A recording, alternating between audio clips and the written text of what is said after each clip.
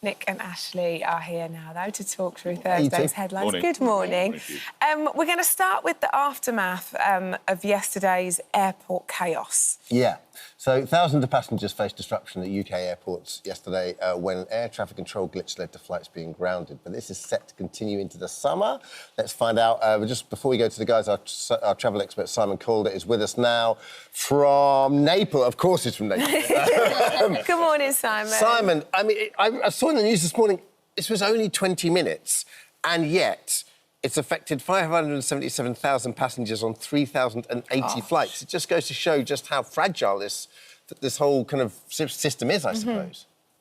It certainly does. And we're at peak time, of course, for travellers. Everybody is so emotionally invested in their journeys, the holiday they've been looking forward to for months. And for so many people yesterday, it unravelled. Over 150 cancellations yesterday. There's another 15 cancelled today. And exactly as you say, apparently a software glitch, which was fixed in 20 minutes. But very unfortunately, so stressed are the skies, particularly in London and southeast England, the world capital of aviation, that we just saw, it's a delayed domino effect, everything falling over, this whole extraordinarily complex system collapsing. And guess what? It took the rest of the day and some of today to get things kind of working back to normal, but there's still people sitting around watching from Gatwick who were supposed to have just touched down in beautiful Lanzarote. Their plane got caught out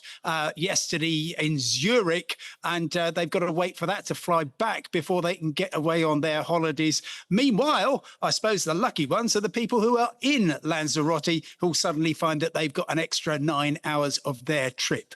But a miserable thing to happen, and because it's not the airline's fault, obviously then nobody's going to get any cash compensation as a result of this.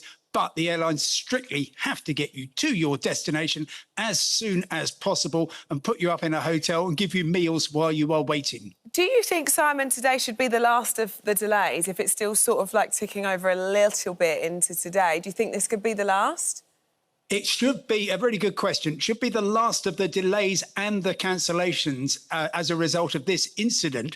But it's going to take several days for people to get where they need to be, because very unfortunately, of course, there's very, very empty seats, and there's no real space in the system for airlines suddenly to put on extra flights. So that if you were one of the many passengers whose flight to Greece or Turkey or Cyprus yesterday was cancelled, it's going to be a real struggle to get out there and to begin your holiday. And I'm really sorry, some people will, I'm afraid, just simply give up and obviously cancel their trip, possibly lose some money and just feel miserable. It's a horrible situation for people to be in.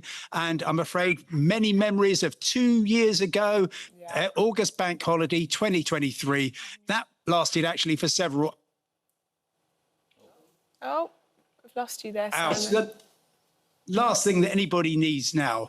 Yeah, thanks, Simon. We'll let you go now. Thanks a million, mate. Thank you. Lovely to see you. Oh, well, I hope you're not stuck. Rotten old luck for some people, isn't it? It's not luck, though, is it? This isn't good enough. I don't know. I take on board what Simon says. We have the busiest skies in Europe, over London and the southeast, if not the busiest skies in the world. The most important thing is safety. I understand it. They are doing a fantastic job. Air traffic control, NATs, whatever you want to call them. Great, the men and women who work there. But it is simply not good enough that a 20-minute glitch can make this happen. There must be backups. You know, in a hospital, if a surgeon's in the middle of an operation and the power goes off, he or she doesn't just down tools. There's a backup generator that kicks in. I refuse to believe in this day and age, and as Simon rightly referenced, it was like 2 years ago, it was a different glitch, but we have to have more robust systems. It's not good enough. People sweat their lives, most of their lives, most of the year to get a holiday, and they don't even get there. Yeah. And then you think about the compensation aspect too. You know, like you're getting ready to, I don't know, family's going away, you've worked hard for it all year, and you're just kind of stranded. It's just awful. Really, really is actionable, I think. Let's move on to the next story now, because you might have seen the recent social media trend where tourists have been posting their holiday disasters to the sound from a Jet2 advert. Have a look.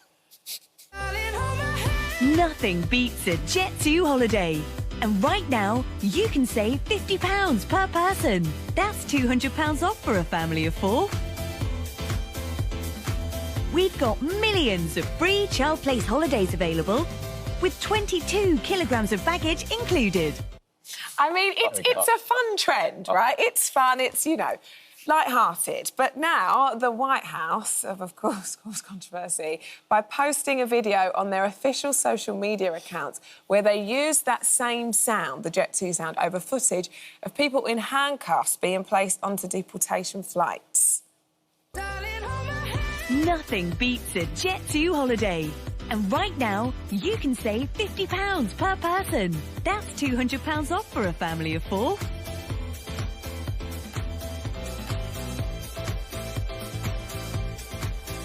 But now, with Jet 2 holidays. I mean, I've never seen anything like it before. And the caption is that video is there, and then the caption says, "When ICE books you a one-way Jet 2 holiday to deportation," adding, "Nothing beats it." I feel so... I mean, I think we should all feel angry and disgusted by this. I understand that people have really big feelings around immigrations and valid concerns around immigration, and I definitely think we do need to debate policies about work, visas, borders, and I think we need to do that respectfully because, you know, these people are fleeing war, corrupt regimes, poverty, climate disasters. A lot of them will have family. In America, we don't know why these people are being deported. And actually, and most importantly, any one of us would do the same if we were unlucky enough to be born in an unsafe country, because let's remember that the only thing separating us from them is luck of where, sorry to be really vulgar, but where we came out of our mother's vaginas. Sure. That is it. And these memes, they mock and dehumanise, and it's a very slippery slope, because if we accept cruelty towards immigrants, people, humans, then it's very easy to target disabled people, trans people, people of colour, women, working class, and we've seen that from history. Once you dehumanise one group of people, it's absolutely astonishing and very upsetting for me to see this. Nick? Well, just when you think they couldn't get any lower, they punch as low as you possibly can. But I would challenge you a little bit on actually. You actually said we don't know why they're leaving the country. Some of these people, not all, are sex traffickers. Some of them are murderers, some of them are rapists. They should still not be belittled. Right, yes, indeed. So we can't say they're all seeking on that. No, some of them have committed vile crimes and they should be deported. They should not be deported to a pop music track on a video. That is absolutely reprehensible. But if they have been convicted and they've got into the United States illegally, they should be going home. But also, you're seeing lots of, absolutely horrific footage in the US at the moment of, ICE controllers in, balaclavas coming and taking people away and, ripping people from families. And actually, we don't know. There's so many cases where people are saying that they are here legally and they're still being taken away. Well, of course they're going to say they're here legally, aren't they? They're all going to say that. No, I know, but I also think it's very dangerous for you to say. Exactly right. It's a rabbit hole you can go down. Yeah. But to Ashley's point, this is just no way to treat other people. No, I agree. No, absolutely. This is not the stuff of a rock or pop video. It's wrong, it's dehumanising, it's reprehensible, as I said right at the top. Just when you think they couldn't punch lower, they manage it. Something came online the other day, and it was Reagan and President Bush Sr., and they were debating immigration, debating Mexican immigration specifically. And they were both, it was the most, and you can disagree with Reagan's politics and stuff, but it's just this kind of debate with two adults that were treating it sensitive, and they were just extolling the virtues of what the Mexicans have done for California in particular, but America as a whole, but saying there has to be a cap and we've got to treat people humanely. And the caption on this is, what has happened to the Republican Party? And I was just thinking, this is extraordinary that we're living in a world where this is coming out of the White House. Yeah.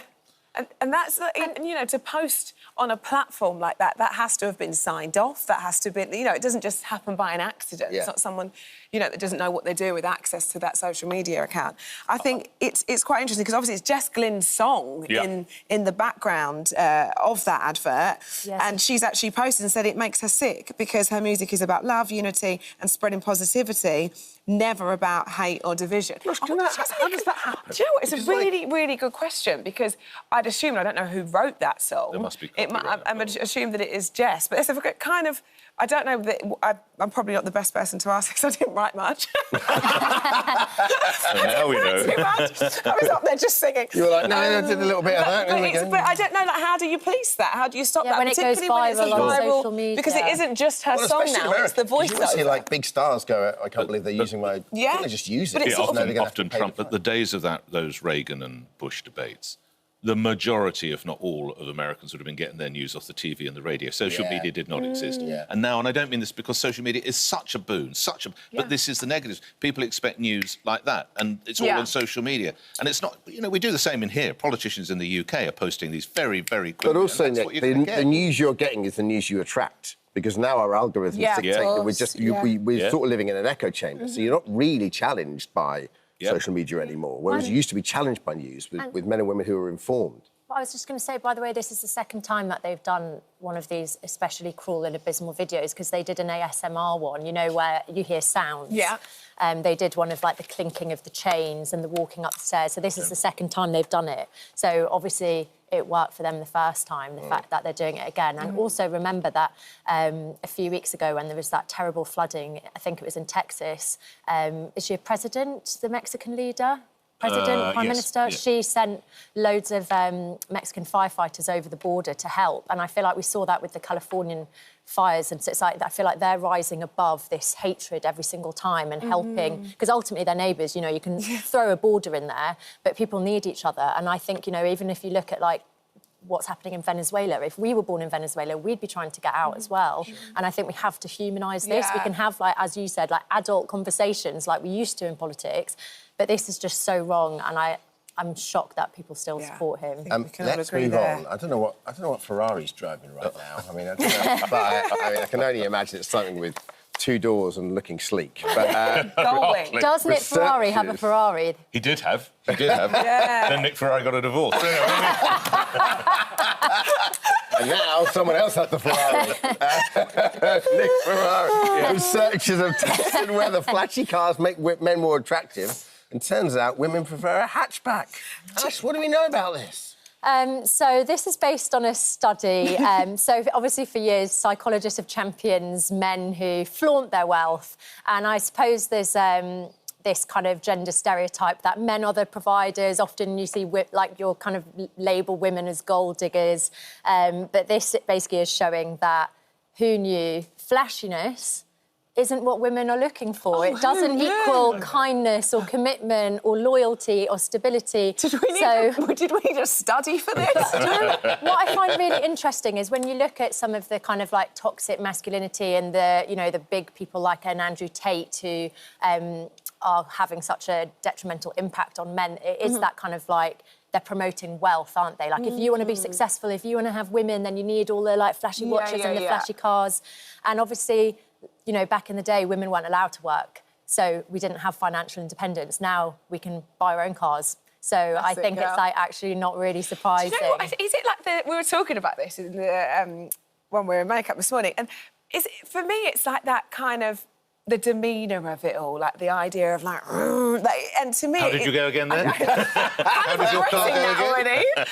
You know, it's kind of, it's just a big ick to me. You know, the idea of feeling that that's what you would be impressed by. I think it's the notion of the supercar. The person behind it, the energy. Always kind of, like, update to have... It's the ostentatious kind of show of wealth, I suppose. Is that what the issue is? Yeah, and thinking that that's what it would take to impress you. Yeah. Well, look, the research shows that women think the men driving the Ferraris, the Lamborghinis, are more open to casual sex, more likely to be single, and less likely to be interested in a committed relationship. And they wonder why they're not interested in it. I mean, it's so blindingly obvious, isn't it? Apparently, the real love machine is a Fiat Uno. I've owned a Fiat Uno. I don't think Did you find it was a love machine, I didn't find it was a love machine at all. You could get the kids' sports kit in, but that was about it. I have owned a Fiat Uno.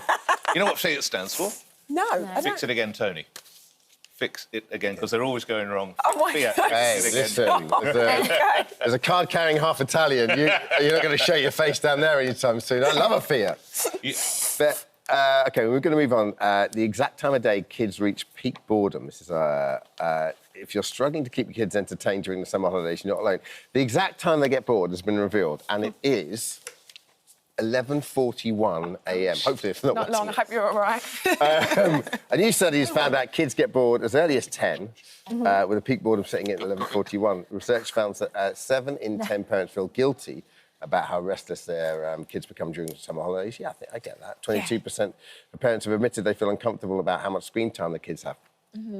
It's a tricky one because when you're that age, your summer holidays go on ever. When you're my age and you have 3, they go on for even longer. It's intense, isn't it? And I think your time it feels like forever for kids. It could be an hour and they think they've been in all day. It's like that classic, like, are we there yet? Yes, exactly that. It's been 2 minutes. And there is that pressure to think every day, is there another activity that has to be done? Like, they wake up and so what are we doing today? I'm like, we can just chill today. Yeah. It's okay to be bored, it's okay to entertain yourself. Yeah. I always actually worry about this because I found that I was always bored growing up. I grew up in the middle of nowhere, my parents were working, I had a lot of time on my own. And now, when I'm with the kids, I always feel like I have to be, like, creating activities and taking them places. And I do wonder, is that damaging for them as they get older? Kids are like, can I just watch something on the telly and veg out for the afternoon? Ashley Dempsey and Makepeace still with us to talk through more of today's top stories. Ashley, OK, Dempsey and Makepeace were a cop duo. Did you see that? Like, yeah, you were like, very glamorous cop duo. Sorry, what are they? They were a very glamorous cop duo. Who always got their man. In the 80s. There you go. Yeah, always got the baddie. Yeah. Okay. And that's you guys. Right, let's come back to this story, which is interesting. Dads are being encouraged to apply for jobs at nurseries and preschools as part of a new government campaign. Now, a bit of background, just 3 workers out of every 100 in the early years sector are men, according to the Department for Education. Actually, it's really not a lot at all when you look at that. Do you think, actually, that male representation in nurseries is important for kids? Yeah, I do you know what, I feel so lucky because at Alphaneda's nursery there's actually 2 men. Shout out Jose, because he honestly has been so amazing, especially for Alfie's development and confidence. And I think from a child's perspective, it's really good to have male role models, because if you think you're in education for the first 18 years of your life, more or less, you're seeing people in these environments more than you're seeing people in your home environment. And obviously there's so many different skills that they can transfer and help. And for Alfie, who is much more I don't know, Jose has just been absolutely amazing. But I think where it's even more important that we get men into care working spaces is because care shouldn't just be seen as women's work. And, you know, we still see this even if you look at some of the toys, like dolls and prams, they're still seen as girls' toys. But actually they're modelling being a parent, being a dad. Like, I always see Tommy pushing a pram and I'm like, well, how can that not be considered something that Alfie could play with as well? So I think it chips away at this gender divide or stereotype that shows that caring is just for women or just for mothers. And also we know that a lot of childcare positions or care work in general is very underpaid and undervalued, and women in general are kind of praised for doing it all when actually they shouldn't have to do it all. So I think this just helps everyone reshape what we see as caring, because there's so many amazing dads and they deserve to get praise for caring. And, you know, if you're an amazing dad, why not be an amazing teacher or an amazing nursery worker? We're about to drop a Nick agreeing with Ashley klaxon. What's not to like with what Ashley said? Absolutely right. I think, sadly, we are currently in a place where there are what used to be known as broken homes or lone parent families, and normally it is mum who is the lone parent. So anything that provides a positive male influence in their lives, agree more. I know that's not the case, and you're very happy with your fellow, so please don't think I'm intimating otherwise. But where it is helping, and where perhaps a mum has got 2 or 3 kiddies and dad is not around, how can it not be a great Couldn't thing? agree more. The trick is how you get the blokes into it. Because that I don't know. I have no idea. But it's so important because, we've been doing so much this year on male toxicity. And what do you think is going to happen if that vacuum's there? Where do you think that they are going to get their influence? I've heard you talk so moving about your dad. Yeah. And I had the best. You're a great dad. Oh my God, fantastic dad. And all those poor kids out there who don't have a dad, they might not have an uncle, they might not have a bit, they might. So teachers like Jose or whatever are so. It takes the village, don't they? That's what they say. It takes the village. My dad wasn't present, and I think about actually being at nursery, and I probably would have loved that. And I have uncles or friends of family that we all call uncles and aunties that aren't actually, but they kind of they fill the gap, right? You had a male role model somewhere. Exactly that. So there is that importance there. Why do you think that so few men work in kind of that early space of education? Well, I couldn't do it because I don't have the patience. It's not something I could ever consider do. Why don't men do? Because they've probably not been encouraged. It's probably not what they've thought about. It feels quite systemic, not on their doesn't it? radar. Yeah. It's almost self-fulfilling, isn't it? And round and round. I think, just top of the head. Yeah, and I'd say, you know, growing up, they're not taught, like I was saying about like the dolls and the pushchairs, that things are considered for girls, aren't they? Like any kind of caring, being in the playing with kitchens, they're all traditionally considered female things. So they grow up. And also, I think care work in general is looked down on and therefore seen as a woman's role. If you look at those more traditional roles that women had, men wouldn't necessarily aspire to that. And that does need to change because actually we know that early years are some of the most important years for development. So I think, you know, teachers and nursery workers deserve so much more praise and respect because... Of course, it's difficult to afford a Lamborghini if you're a nursery school. Yeah, but that's what all men... Now they know that they just need a Fiat. A Ferrari, that's right. Exactly that. And lastly, this is an interesting one. We're asking the question, can men and women ever just be friends? And this is sort of come about because Pamela Anderson and Liam Neeson have sparked dating rumours whilst promoting their new film. I mean, they could be dating, right? But but they could also just be friends. But I think, does that always happen when you see a man and a woman that appear close, that we just sort of jump to conclusions? I think, to be fair, whether it's for publicity reasons or not, but they've definitely dangled a couple of carrots. Also, I think people kind of really want them to be together because they've both had, like, been unlucky in love. Obviously, Liam Neeson lost his late wife and Pamela's spoken really openly about all of her heartbreaks, and they're two people who the public love. So I think there's that kind of fairy tale and love story. But, do you know, I hate this whole can men and women be friends because, of course, we can be friends. And I think it's so harmful to insinuate that you can't have platonic friendships. But it starts from really young as well, because I notice it that, you know, if Ada's hanging around and she's 2, if she's hanging around with a little boy, people are like, is that your boyfriend? Yeah. You're so And I'm like, no, it's not her boyfriend because she's 2. Like, they can just hang out. You're so right. But the business that we're in, I mean, you're a joint presenter, I'm a solo presenter, but you guys present together, we have other... You can probably great friends. You probably you go to lunch together. You phone each other on the weekend. You must have so much intense friendships with women that you've co-presented shows with. Yeah, absolutely. No one's suggesting. So I find it really weird. It's really insulting as well. It's insulting to you. It's insulting to your relationship. It's insulting to your partners or your wives or husbands. Yeah, it's ridiculous. And maybe you're right in what you're saying. In what we do, it's really common that there's, you know, loads of my best friends are male. It's not it's not a big deal, but. Maybe it's the industry that we're in. That we just do this. It's unheard of. Of course, Ashley and I, we actually are very good friends, despite the fighting on. But I mean, that's of course we're friends. Really good, mate. The problem is, when you're both 10 out of 10 good looking, it's... Well, there we go. Don't see Makepeace. Those rumours are going to start. Thank you. Hi, everyone. I just wanted to say thank you for visiting our This Morning YouTube channel. Now, listen, we upload new content every day, so go ahead and hit that subscribe button so you don't miss out. And we'll see you in the morning.